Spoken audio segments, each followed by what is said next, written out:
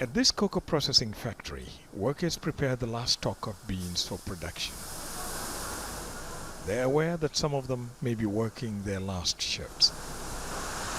Opposition protests against President Alassane Ouattara's third term have forced manufacturing companies to cut production.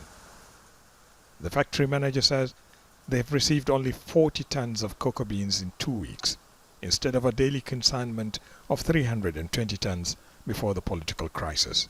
The current political crisis has strangled us. Towns like Yamoussoukro and many others were hit by violent demonstrations. Farmers were scared. No one wants to take chances, as there are many incidents where truckloads of goods were burnt.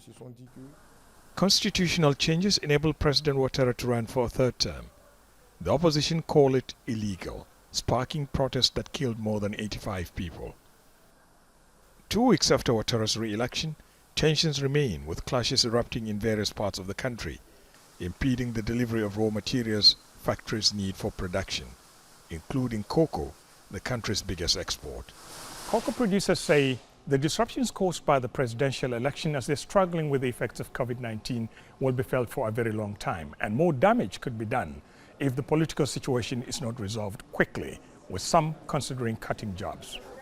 At Abidjan's Belleville market, truck driver ENZA DIARRA brings a truckload of yams.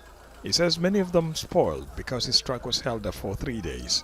It's hard. The crisis has affected the transportation of products. There were barricades and entire highways cut off.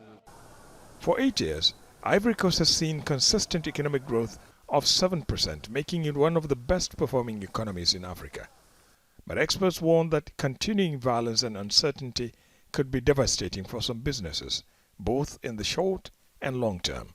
In the short term, the economy will contract, a recession of sorts. Even if you don't have a recession, in the short term, growth will drop. What we see is growth will be around 1.3 to 1.5% next year. He says the basic infrastructure the country requires is in place. Eventually, this will help Ivory Coast return to decent economic growth. But right now, there are growing fears that the political crisis will go on. More people will lose their jobs, and that poverty, already 47%, will rise. Ahmed Idris, Al Jazeera, Abidjan.